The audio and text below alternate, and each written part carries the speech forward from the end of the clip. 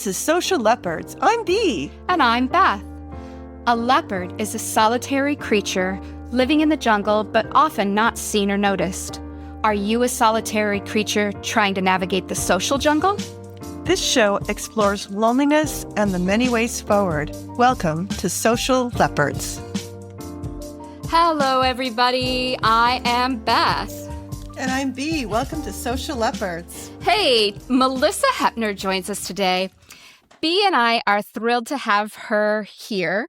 I was a guest on Malisa's podcast, Emotionally Unavailable, a few months back, and Bea's episode with Malisa should be airing on or about the same time that this episode airs. So we'll leave some notes in the show, or some links in the show notes for you.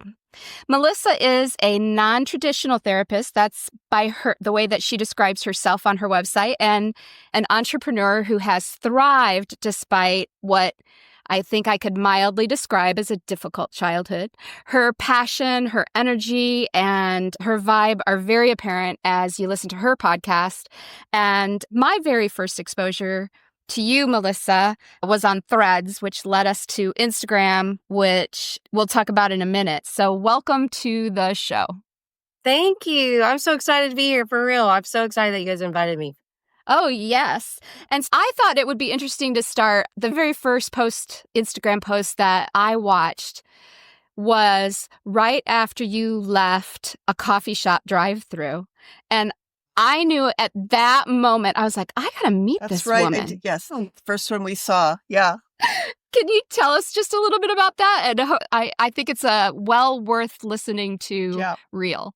Yeah, that's why I pinned that, honestly, because to be frank, that level of emotion being expressed to other people, whether it was behind the camera or not, was new for me. So what happened? Can you tell us? Yeah, I was at Starbucks, and listen, protest me if you want, okay? Until I get a better coffee shop near me. Actually, I don't love the coffee that much, but they have a order ahead app, okay? And I just want to run in and get my coffee. So there's a new coffee place in town, and if they will get me an app and an order ahead capability, I'll be glad to go there. But anyway, so I was there, and there was these two, I don't even think they were like managers or anything, but two girls who work there, and they were very clearly training a young man who was very new. And every time I go there, I think about it, it's still so upsetting. I think he quit after that day, but he was doing like normal mistakes that you make when you're first starting somewhere, especially a place like Starbucks. And my oldest son's friend has worked for Starbucks for, 10 years, I think. And so, no, that would have made her 13. She's worked there for 7 years or something. I don't know. But I know it's a very fast-paced environment. I know that there are so many things to learn. But that day, they just made it their mission to humiliate him. And everything he did was wrong. And he was working really fast over in this one section, maybe like where you add caramel or things like that, spilled a little bit. And then the girl who I thought at first was possibly trying to be nice and counteract the other person, because I could hear like the tone of her voice seemed nice, but then I'm like listening and looking, and she's being condescending and being sarcastic and saying things that were so ridiculous. Like, this amount of excrement is an automatic health code violation. I'm like, excrement? You don't rats in here shitting on your counter? Like, what? So I was just like, I don't understand why she's making, except my understanding of human behavior. I knew exactly what was happening, but it just killed me because I could just see he was just deflating more and more. And I could also see that the reason the bullying was happening is because they were feeding off each other and they were trying to impress one another. And I was just like, and I have a son who is on the spectrum. I have been the awkward new person at plenty of jobs. And actually it did make me really go back to a couple of times. It more hurt me for my son because he had a really bad experience at a job like that. But I had several where like being the new person sucks, especially. Well, let's just be real. If a woman finds some reason to be jealous of you or intimidated by you, she's going to make your life hell when you're young. That's how it was for me, was Like, I had no self-esteem in high school, so it was interesting to me for people to be intimidated by me or threatened by me or jealous of me. I didn't see it the way I see it now, but I was definitely like, okay, you hate me because I'm friends with a boy you like, who I, at that time, would never have dreamed liked me. We were just friends. Now I'm like, oh, he liked me. But at the time, I was like, we're just friends. Just like being treated like that over and over. And yeah, that really hurt me so bad because I don't feel like anyone deserves to be like doing life and being squashed like a bug. Exactly. And the compassion that you showed for that individual, I like wanted to go find him and make sure he saw that reel because it's so awesome. And we talk about both self-compassion and compassion for others all the time and the importance of the difference that can make in somebody's day or even their life to be Their shown life. that moment. Mm-hmm. And I remember a time when I was buying my first house with my first husband. I was telling my mom about the mortgage lady. Like, it was someone at the broker's level being so kind to me. And she said, Missy, it makes me so sad that like you get that happy and that excited when someone's nice to you. And I was like, yeah, I guess I do make a really big deal about it. But I felt like up to then and for many years after, that was like most of my interactions out in the like greater world at large. Like, every time I was interacting with someone like was being rude about something and I was out here just trying to spread love. And like, I've always been a fraction. Like, there's always been this here. I didn't always know like how to show love or anything like that, but I've always had a love for humanity and always wanted to make people smile and stuff. So it was really unusual for me to constantly interact with people who did nothing but make others miserable. But I do remember all of the times that just some small gesture made such a difference for me. And yeah, it matters a lot. And the way you move through the world impacts whether you are aware of it or not. Yes. Yeah, so I think sometimes people like you who are or have the propensity to be kind attract, unfortunately, these other people who probably need to learn the lesson. So you're doing a community service sometimes. And I feel like with me, I'm a school psychologist during the day, and I do feel like I'm always having to deal with these difficult people more often than not. And it really, like you, I want to be kind to people. I want to leave the world a better place. But it can be very triggering to just be like, oh, can you just not be rude today? Can you just stop it? Can I ask you this? Because while you were saying attracting that person, because as I was speaking, I kept thinking, why did I attract that? You know what I mean? But I'm wondering too, is that one of your big wounds in life, is being dismissed and minimalized?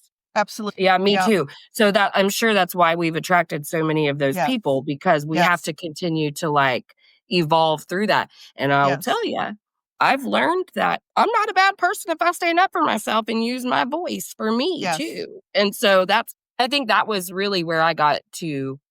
I was like, I don't even have to be cruel or rude to advocate for Mm-hmm. myself and be like, oh, well, that was cute. We're going to start over or we're not going to talk. But Yeah. that was a long road. And I think, honestly, all of those experiences where I'm just existing, like checking out at Target or whatever I'm doing, and someone's being rude. And I'm like, because I had a friend who'd be like, Melissa, I just don't understand. This doesn't happen to me. She's like, no, I got RBF and you don't and whatever, but I don't understand. I was like, no, I really don't either. I really don't, because I'm doing my best. But yeah, I Yeah. think it's probably just like, how much you going to let that happen and without Yeah. finding the balance between love Yeah. for yourself and love for humanity. Yeah, but of course, with my profession, that's par for the course. You're going to Oh have yeah, those you don't people. get to These are pick people, yeah, they're struggling, and they're frustrated with their families and their children, and you have to be kind. But as far as what you just said, as far as with my life, I'd say I have evolved past those wounds, and I do have maybe one or two people in my environment that really I know that they are toxic for me. But it's been a process letting go of them because they're part of some of my social groups. But I'm Sure. definitely way better at seeing it and giving myself the pause, say, do you really want to engage with this person? Even though they're part of this group, can you somehow keep yourself apart? And it's more Right. complicated. No, I totally get that. And I think too, that's been really revealing to me to learn how to be emotionally available was like how much to give to any interaction. What is my responsibility to myself, to them? And so just learning like I can keep things surface and it still be fun. Like it doesn't have to. My big thing with toxicity is there's nothing more toxic to me and my spirit than the little, I'm trying not to cuss. Y'all know I'll be so natty mouth. It's okay. The I like people it. that just do nothing but shit, bitch. Like they're just constantly complaining or want to talk. The complaining is it doesn't even hurt me as much. Now I'll stop you and switch the subject. But like that doesn't hurt me as much as the nonstop talking badly about others. I get it. I did it too all day, every day. That's how I initiated connection. That's how we stayed connected. There wasn't a person off the list either. Anyone was up for grabs on who to talk bad about. And it didn't feel like gossip and it didn't feel like being a bad person. But ultimately, it was pretty negative. And even for my own spirit, that was so bad for me.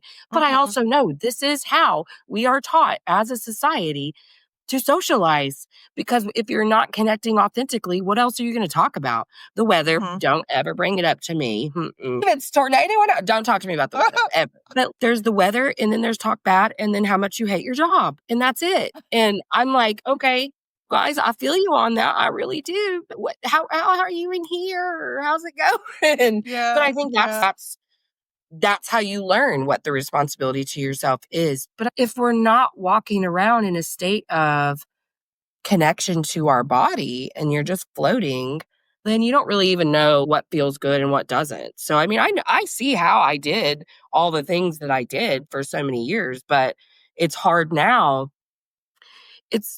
I can't say I really feel isolated, but I do feel sometimes I wish I could talk to that person, but I did it too many times to where I realize they're still going to be that person. And it's also not fair of me to continue to take on people as projects and to continue to hold them to a standard of who of course I know they could be anything. With my clients, sometimes I'm like, okay, that's fair.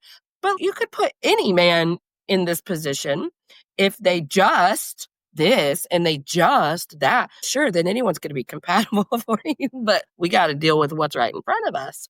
So that's why it's a struggle for me because I do want to give more chances and I do want to believe that it can be different, but toxic is toxic and I can't do the healing for others. And maybe they're fine with where they're at. We just don't vibe and I don't need to force the connection anymore. Yeah, I think a lot of people are unaware of how they are affecting others. And I think there's a degree of arrogance in that, depending on what you do for a living, depending on how you've been socialized. I do know of a particular person who I think this person is completely unaware of the fact that she is destroying a lot of relationships and she just goes from relationship to relationship and that's it. So I don't think she values what she has. So yeah, that's called more like narcissism and probably character disorder, right? And I don't know. Is she a Gemini? I think sometimes too, especially when you're younger, right? You should know better when you're older, but when you're younger, a lot of times some of that mean girl stuff happens because you're seeking that self-acceptance or that acceptance in your peer group, not self-acceptance. And it's so much easier to just go along with that crowd. And I don't know. Yeah. That's true. I hate it so much. And I think I went along sometimes as a teenager, but I am glad I finally found my way forward there. Yeah. Yeah. Yeah. To your point about knowing better, doing better, this is probably a hot take. I feel weird saying this, but I don't know that you can know better if you haven't like really dealt with your stuff. Like, sure, you can hear all this rhetoric that we preach all the time. It doesn't mean shit if you haven't done the work. I'm not going to take the accountability away from anyone. But also, I think I love to reframe things like that so that I'm never taking them personally. Like, I always want to stay in the center of nothing that they do changes my worth or value as a human. And I love to just step back, take one step to a kicker, college football kicker, how they get it. It gives you a different angle to where you're like, okay, yeah, that really doesn't have anything to do with me. And I can see exactly where they're like needing some work, but that's not my job. I don't have to like it. I don't have to love it. I don't have to fix it either. And I don't have to be around it. But the only reason I reframe stuff like that is just because we can really let things like that hurt us on this real deep level, because that's where all of our wounding is. All that abandonment and rejection and neglect and betrayal is just sitting there ready for someone to open it up at any time. And it does, and it can hurt so bad. But I just always try to stay really centered in the fact that I'm the magic. Yes. Take back your power. Mhm. Yeah. You know, of course, our podcast is about loneliness and anxiety. What do you do? What are your thoughts when you get a client that struggles with that? How do you help them get past that? Anything to do with anxiety, I approach like, okay, if you've listened to any of my shows, then you know what I'm about to say. But if you're in your head, you're not in your heart. So like anytime that there's a thought spiral, which is all anxiety is, right? It's just yourself lying to yourself and then reconfirming the lie and just over and over. Not that I haven't done it a bajillion times myself, but yeah. So what are you not addressing in there?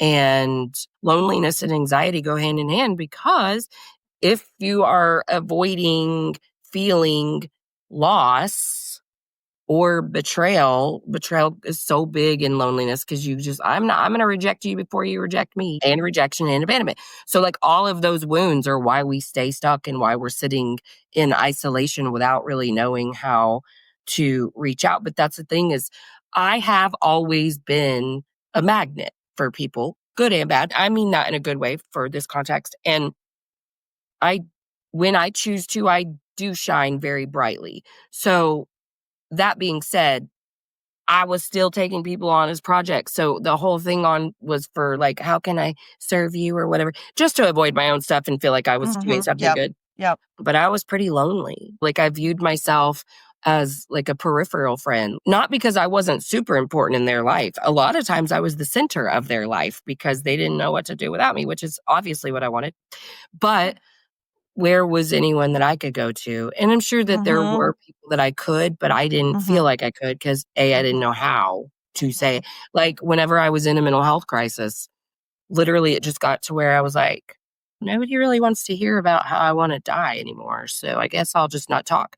And I didn't. And then that's why I lost half a friend group, because I stopped talking about how depressed I was because they didn't care. Straight up. It was obvious. They're like, oh, we don't really know what to do with that, because usually you're the one who's listening to that. And we're not licensed clinical social worker here. You are. So I don't really know what to do.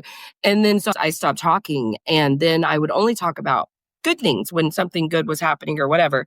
But then that pissed them off. So it was like I was screwed no matter what, because they're like, oh, you only, blah, blah, blah. And I was like, I'm so confused. You didn't like it when I talked about wanting to die. And now you don't like when I tell you I just published a children's book. Whatever. It was like, gosh, Can't win. but I did that to myself because I built that loneliness and isolation off of a belief that I wasn't worthy enough for people to be there for me. Honestly, when I dug really deep, that's what it came down to. So if we're dealing with loneliness and anxiety, got to dig deep and understand which wound we're not addressing, because that's what our brain does. You know, I work in grief too, and we can get really caught up in some really nasty thought cycles just to avoid saying to ourselves, I'm never going to see them again. And A, I can't fathom that. And B, I already miss them so much. Like, what is that? Like, how can I sit in this hurt? But we're so afraid of that. We're so afraid of feeling because we just are so sure that it's going to feel as bad as it did the very first time we felt that. I don't know if I answered your question. I'm sorry. Oh, no, that's okay. It just sparked a thought of a lot of people that I've spoken with, and some of the feedback that we've gotten through our email, people who are afraid to leave someone because they would rather stay with the bad person than leave the bad person and experience the loneliness. And it is such a difficult conversation to try to have, and I don't have a therapy practice, so I always try to refer them out. But exactly, yeah. But that we get a lot of that feedback where people are like, I know I'm in not the healthiest relationship, but I just cannot bear the thought of being alone again. Yeah. So I guess I would say, what did alone look like? What was that? Like, what did it look like? And why are you so convinced that's the way a loan always has to look. In my membership, I'm doing a lot of like mindset work because that's all it is. I have clients that are like divorce or whatever, they're contemplating it and it's, but my kids and blah, blah, I'm like, oh, blah, blah, blah. So the thing that we do as humans is we try to predict our environment, right? Yes. Okay, so we have to take our prior knowledge. You work in education, you know all about that. Activating your prior knowledge. But sure, that's going to influence what it could look like. But what if we stopped imagining the worst case scenario and started imagining the worst case as the best case? Oh, I don't have to wake up and worry about this. I get the time for this. Like starting to just slowly reframe the way we view things changes everything. But I think too, something that really makes me think about is recently when the new year started, I was like, okay, I want to build a foundation of habits. I don't want to start like some brand new list of habit. If I want to be very intentional about how I live, I need to incorporate a few more things. Like I was like, I don't have a spiritual practice. I want that. And I don't have this and blah, blah, blah.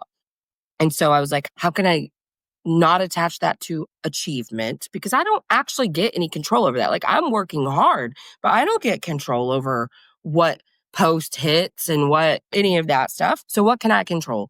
And I think it really made me stop and think. I know this sounds so cliche, but foundations aren't even poured overnight. Like they start with leveling the ground and they start with the next steps. And how can we incorporate small shifts in the way that we think to get from 1 to 10, but 10 being like the new starting point and not all of a sudden everything in our life is perfect because we did these 10 steps. But I think that we get so ahead of ourselves because we're afraid of a lot of stuff. We're afraid of loss. We're afraid of abandonment. We're afraid of rejection. We're afraid of neglect. We're afraid of betrayal, afraid of abuse. And so I just am like learning how to take really small steps into shifting the way I look at things. And that's what I'm encouraging my clients to do too. Is just like, hey, Rome wasn't built overnight, man. And I know that people like to say that stuff and it be a platitude, but it's very real. And until you get really comfortable with the fact that, yeah, sometimes it's going to suck and sometimes it's going to hurt, but none of it feels as bad as the things that we have done to try not to feel. Yeah, and I agree. That's brilliant advice. The small step thing. I am in a situation now with my parents going through caregiving with them. And my great friend always reminds me to take each day at a time, to not over dramatize everything and just to take a breath and just rethink what's going on and remind myself that my father is 90 years old and my mom's going to be 88 and they're probably not aware of what they're doing all the time. But yes, you have to constantly just take it easy, small steps and not get overwhelmed. But, I go to the place like, oh my God, what's going to happen to this and this? And I have to just stop, so yeah. No, I totally get that. And that would be so hard too, because whether you like have a great relationship with your parents or not, they're the ones who created any of your wounding from childhood. So like they're opening it up all day, every day. And it's so hard to not be that kid. Yes. Every time. Believe me, I know. I don't have any of that left, but I remember. Yes. Lots of suppressed curse words. Yeah. Yes. I just remember being like, you are never going to change. Like in my head, like, how have you been this way your entire life? Yes. And then looking back, you're like, hey, I really should have been more of an adult. But I was the kid in that situation. Like, even, I don't care how old I am. I'm the kid. So what?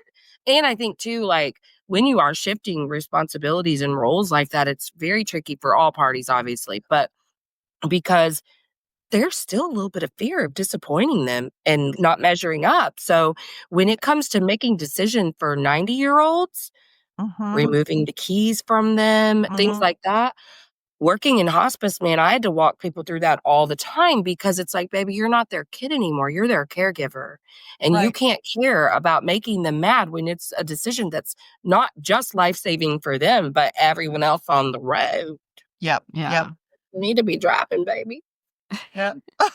Yeah. Yeah. Thank And you for that. I appreciate yes, that a lot. absolutely. Yeah. And there's this line because right now I know there is a lot of focus on person-centered care, and I'm speaking for Bea. She's trying to honor what her dad wants with what her mom needs, and the two things are completely at odds with each other. So it is Totally. really a hard line or a path to follow. It's very narrow, and then it keeps changing paths, and Yeah. what Bea thinks is best is not necessarily matching up with what dad thinks is best. Yeah. Yes, yeah. And especially if your family was very like dad rules the roost or whatever, it's all a very tricky dynamic. And I'm glad that you have someone that you can just bounce stuff off with, because ultimately you are the one left to make decisions. But like, these people aren't the people who raised you anymore.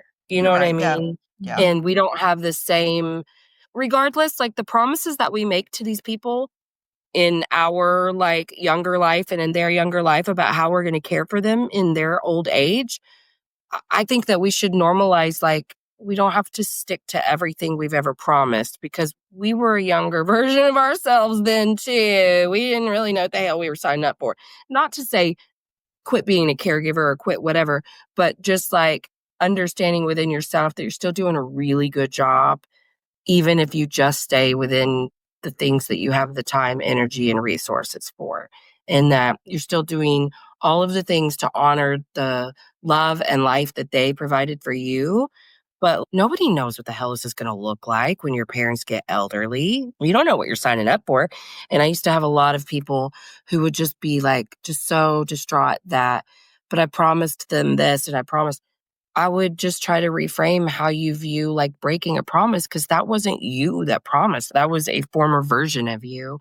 And how can we, again, back to the point of what do we have right in front of us right now, and not what was or what will be? What's the best decision that can be made in this very moment?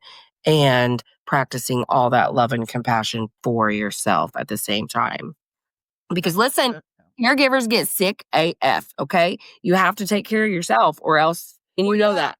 You Well, know all the that is a huge point that you brought up. Yeah, because, I was looking a statistic up, and there was a large percentage of people who caregive that kill themselves, that Yes. commit suicide, or Yes. get extremely sick and actually die before the people they're caring for. And I thought, oh my gosh, I've A really got to lot take this of seriously. people, yes, it's a high alarming number. Yes. So just that balance, what's it worth, right? Like, I'm sure you've heard me talk about how like my currency is peace or whatever, right? Like, I have to determine how much peace I'm willing to give up for any given situation. Like, yours is health, bro. Like, you gotta, I don't know, how can I do this while I'm still caring for myself first? Yeah. Because this is a really controversial thing to say, and I really do mean this from a very loving place, so just know that. But no matter what your parents have done for you in your entire life, it's actually not your responsibility to provide this level of care, but you are, and that's fine. But do it to your own level of comfort, and because you don't owe them shit. And I mean that with love for both you and them, but you don't owe them.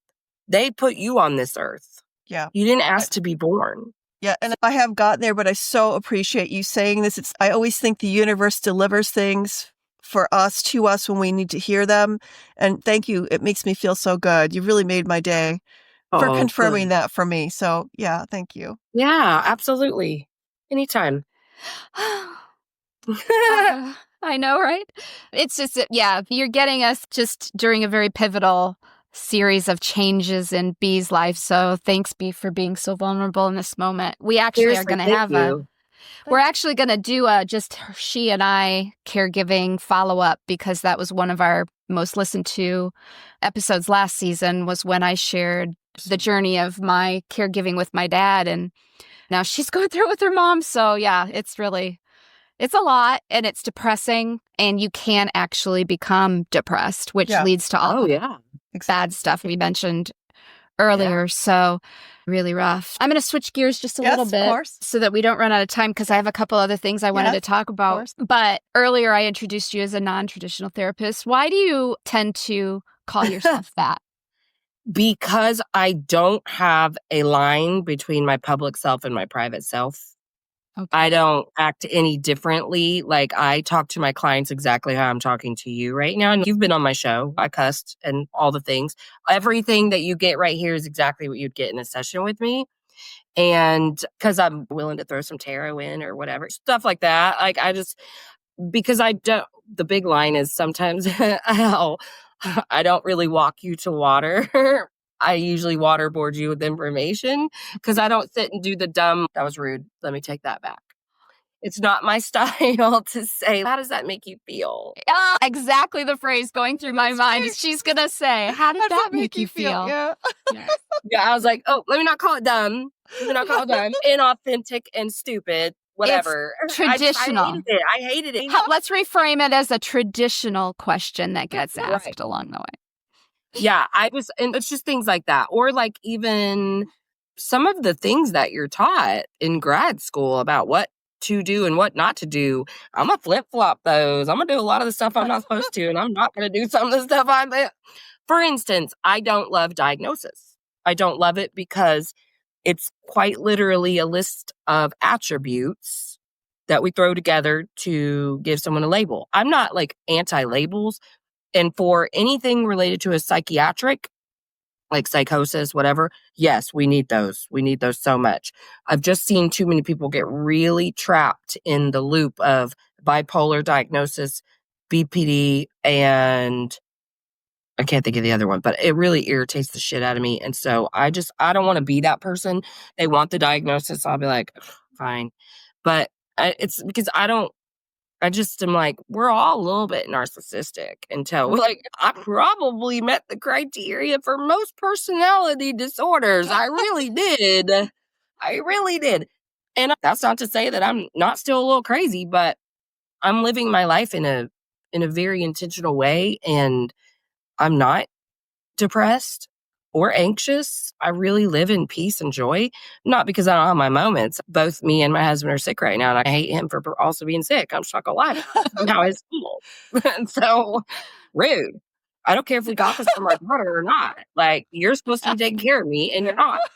Gosh. So do you think that part of the reason, and this is what I think, and see if you agree, sometimes if somebody like the kids that I see have a diagnosis, it gives them no motivation to change their behavior because they could say, I'm doing this because I'm this.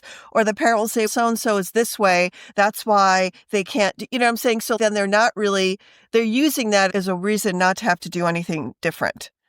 When really those are just words. Yeah. Well, okay. So it really just depends. Yes and no. Yes. And a former version of me didn't even believe in ADHD. I don't want to talk about it. But as I've watched lots of things evolve, I know I've been the parent in that meeting, and I knew how I was being perceived, and I knew that they were thinking that's what I was saying. But yes, people do that where they're like, this is free for all to do whatever because I can't help it. And some people truly believe things like that. That the whatever diagnosis you've been given is a life sentence and no way out. So yes, but I really mean more like young adults who like get diagnosed with bipolar because they were undiagnosed ADHD. And also, I guess the reason I don't like it is because I think that there's a way to work with anything that's going on with your brain or your body.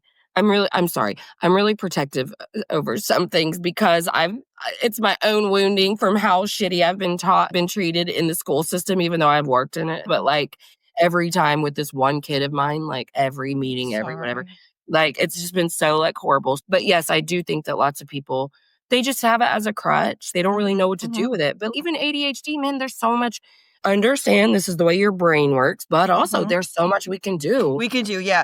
Yeah. And I think, and I agree with you. And I think the thing is that sometimes with the young adults that go to college, that have assessed, that have helped them get accommodations, sometimes they get so many accommodations that they just stop realizing their own potential because they get so buried and bogged down with, oh my gosh, maybe truly I can't do this. I can't overcome it. So I don't know what I'm going to do. I'm just going to not try. And I think that's where I was going with that. And I do agree. Yes. You have to no matter what you have, no matter who you are, you always can do great things. And you have to find the way to do it in a different way, possibly, maybe like a non-traditional way, what you're saying. So, yeah. Yeah. And I think I look at myself, and because of my trauma brain, like I didn't learn in school through primary school. So like I have a kid who just knows so much history and stuff. And I'm like, weird. I wonder if they taught that when I was a kid, because I certainly don't remember any of it, because I just couldn't. I was not focused. I was not whatever.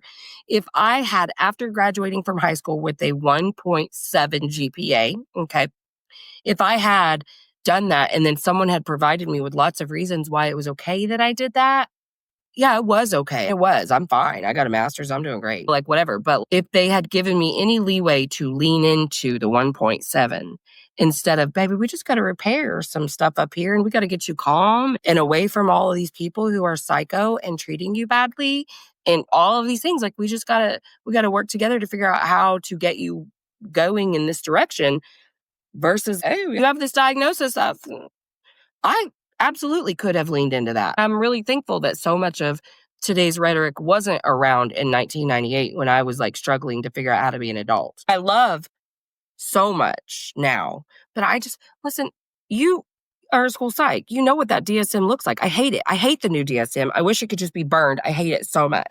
Like, Yeah.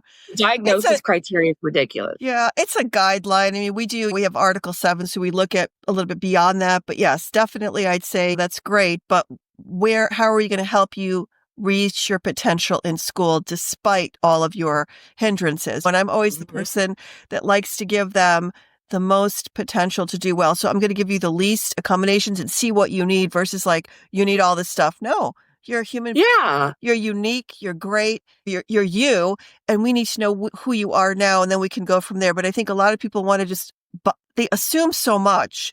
That's the one thing I can't stand. Like when I write those reports, I'm so careful about respecting the child and the parents. Sometimes they'll write these nutty things in their histories. And I'm just like, are you really sure you want me to write that? Because people are it's like everyone who ever reads this is going to know that. Yes, Rude. yes, Yeah. Yes, exactly. So yeah, I mean, I'd say that when I think about the kids that I work with, it's like my child. And it's like me when I was bullied as a kid in high school. I was, an immigrant's daughter.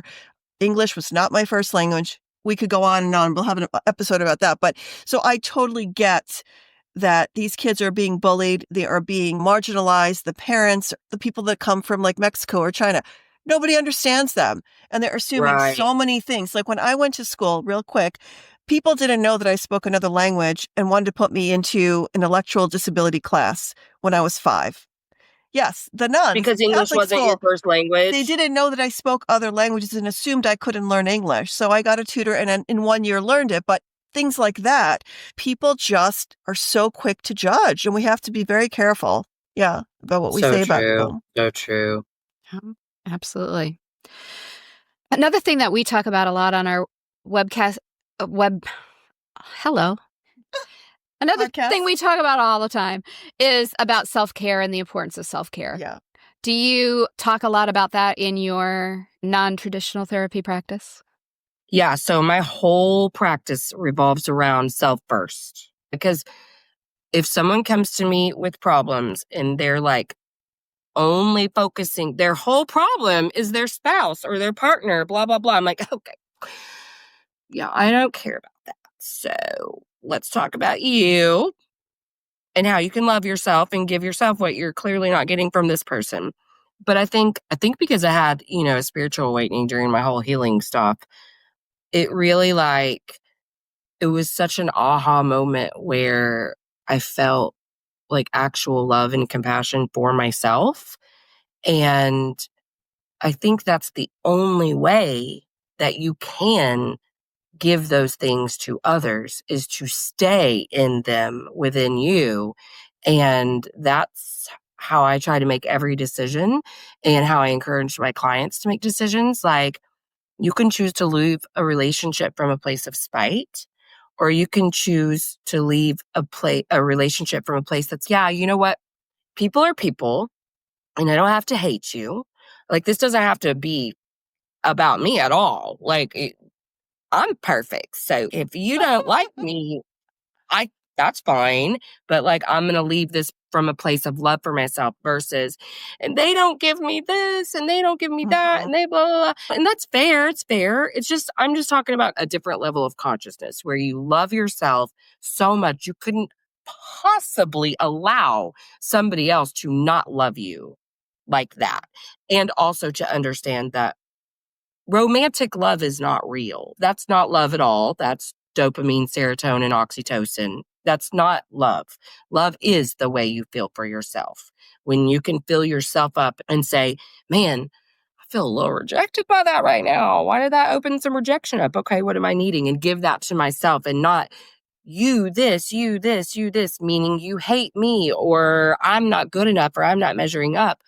Doing things from a place of love and compassion for yourself just means like always asking yourself, what do I need? What do I need right now? And how can I meet that need if I don't have anyone else around to meet it? And I hate it. I hate it, honestly, because that's been my number one lesson in life is to learn how to meet my own needs instead of expecting other people to. And I'm still working on that. And it makes me mad, truly, because I'm still like, oh, I'm a little bit of a brat. And when I want something, I want you to do that for me. So i.e. my husband being sick at the same time as me. Middle fingers up to him. But it really is such a learning process because you can meet your own needs. The reason we're so afraid of doing it is because somewhere back there, we have this little thing that says we're not enough. And we are.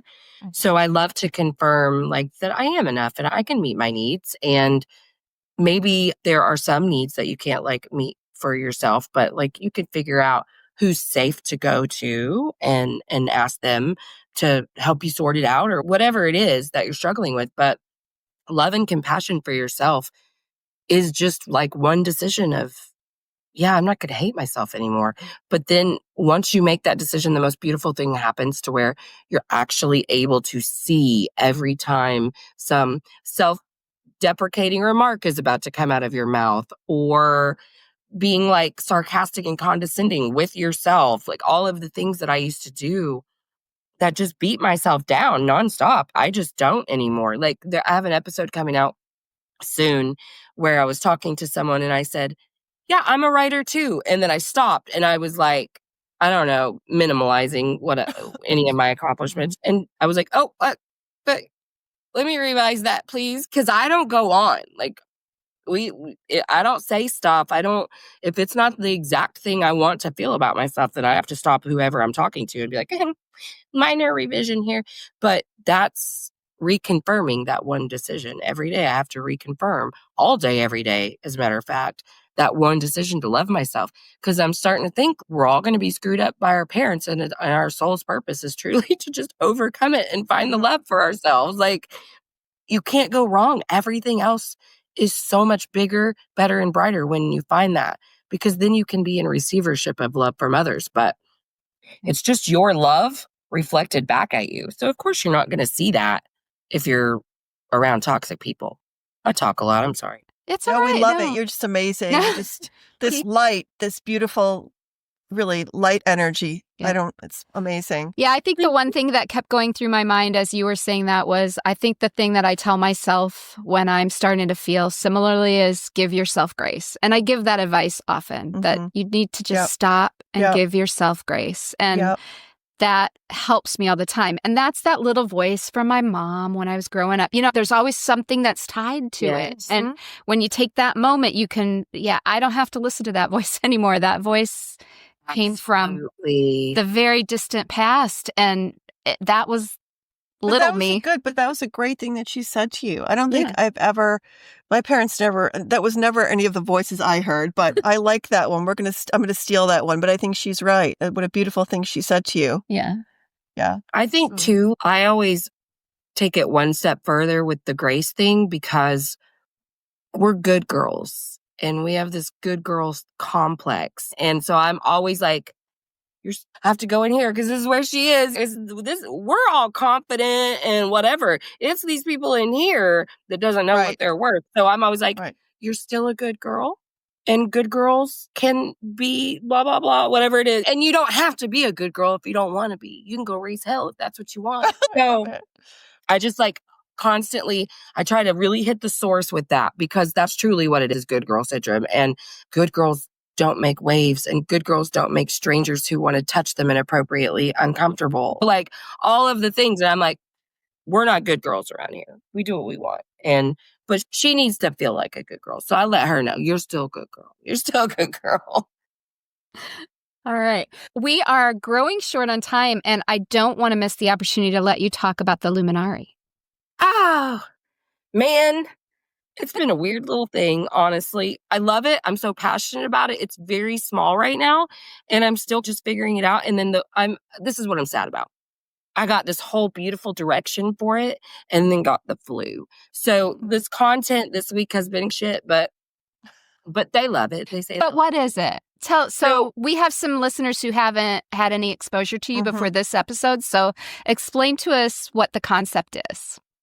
Because maybe they're going to want to go visit. About building a life that you are in love with. And I have a member right now who's, but I'm doing all the things that I ever, dreamed of or whatever. I'm like, are you feeling all the things that you wanted to feel though? Because I'm hearing a lot of anxiety. I hear a lot of fear, no peace, no joy.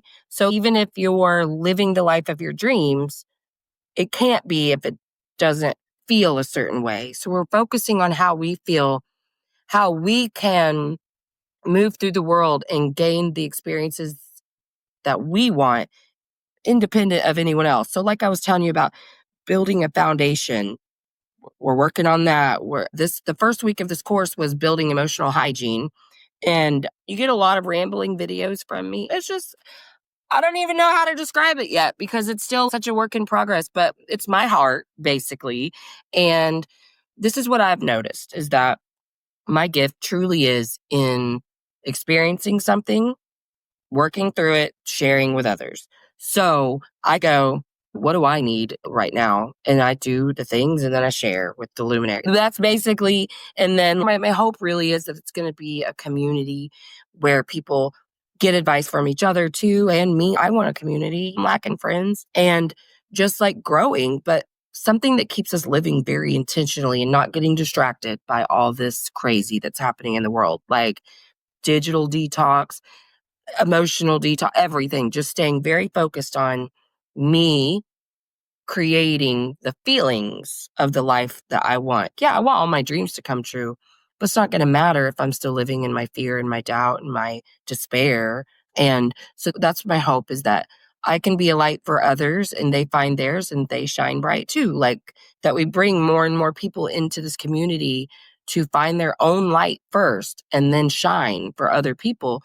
Because I think that's who's meant for me and my energy is you've gone through some stuff and now you want to help others. And we don't care about how messy it is. And that's been a really beautiful lesson too, is just not being perfect. It's just fine. And did at first think I needed better standards for the membership than I have for my podcast. But you know what? I love my podcast. I love how authentic it is. And I love how real I am. And everybody, like all the videos that I've posted in there, like me when I first wake up, me looking like hell from the flu.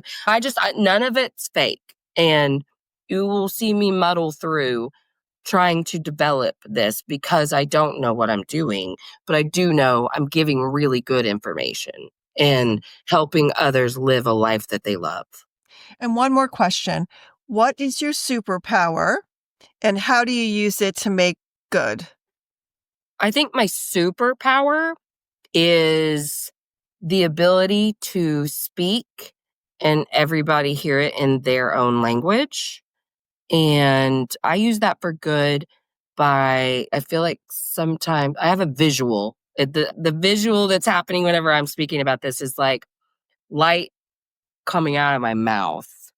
So like if that was like a spotlight, if I opened my mouth and it created a spotlight for others, that's what I think, because I think my voice offers a lot of hope. I can see that on the comic strip. Yeah. It was great. Totally, yes. That's exactly what I was envisioning. There you go. See? Those were my acting skills, people. Awesome. Love it. This is really a joy to meet you and talk to you. I mean, it was really quite a treat. So thank you so much for your time. Yes, I had such a good time too. I'm so glad I was feeling better to be able to come on. Oh, we were too. Thank Yep. you so much. All right. Yeah. Social Leopards, until next time. Yeah. See you next week. Bye. Have a nice week. Hey, Social Leopards. Don't slink back into the jungle quite yet. We have 2 important messages to share. First, remember to like this episode, drop us a comment, and if you haven't done it yet, follow this show or subscribe to our YouTube channel. You can reach us on social media. You can also email share@socialleopards.com to contact us privately. All links are in the show notes. We love and appreciate hearing from those who listen to the show. Second, we want you to know that this show is not intended to be a replacement for professional therapy. If you are struggling or if you need to interact with another person, check out the show notes for resources. Thanks for listening.